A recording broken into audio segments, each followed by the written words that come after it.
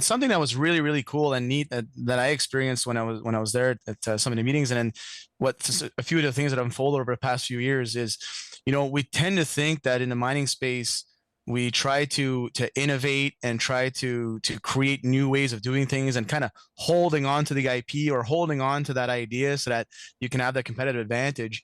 And that was something that I saw that was super unique with the group, was that it's like, hey, these are all the creative ways that we found to do our work safer, faster, better kind of thing. And then everybody has that forum to share their experiences that way and learn from it without that fear of jeopardizing their competitiveness or the integrity of the business. Stephen, did you want to expand on that a little bit, how that innovative challenge came to be and the impacts that it's had on industry so far? Yeah, certainly. That's definitely a highlight. Well, we look at our lessons learned from incidents. We also do a really good job of sharing our proactive measures, and that could be a program, that could be a design change. And what it turned into is actually in our March meetings, which is traditionally held in Timmins, we actually came up with an innovation contest. And there it's the different contractors get up and present their ideas that ideally have come from the people in the field that they've implemented at their sites to make work safer and separate people from hazards. And it's really cool. There's a competitiveness to it for sure. But the whole intent there is, if it's a good idea for us, it's likely a good idea for you. I've seen engineer drawings and prints get exchanged. It's really remarkable in an industry, again, kind of going back to a room full of competitors that really collaborate when it comes to health and safety. And I've actually had people from overseas in Australia make mention of the OMCSA Innovation Contest and the winners, and that's pretty cool.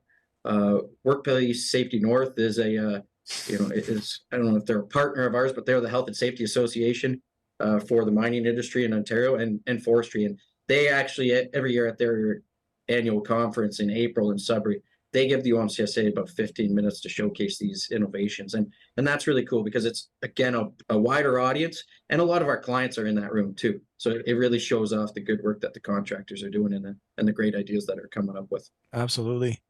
And you mentioned a little bit about overseas and the impact that OMCSA is having on a global scale. Roy, have you seen that? Like, I mean, you've been around the globe a couple of times through your career, I think, right? You've had several projects in your career that touched a couple of different continents for sure. What's your take on how unique and special that, what OMCSA is bringing to the table in Ontario, in contrast to what you've seen elsewhere? Well, first of all, I haven't seen anything like it elsewhere, to be quite honest. I've been involved in lots of safety initiatives and associations, and haven't seen the owners do this either, which is interesting because theoretically they're not as competitive as the contractors. But what does happen, it's called the Ontario Mine Contractor Safety Association, but in reality, the members work across Canada and around the world. We do see incidents that contractors present that happen in some of their operations overseas. And an innovation that's presented at one of these meetings could very easily show up in Mongolia or South Africa or Australia because the members work in all of those places. So what happens in the Ontario Mine Contractors, I was thinking of Vegas. What happens in Vegas stays in Vegas. But what happens in the Ontario Mine, I don't know why I thought of Vegas. That's another show, Gus. But what happens in the Ontario Mine Contractors Safety Association doesn't stay there.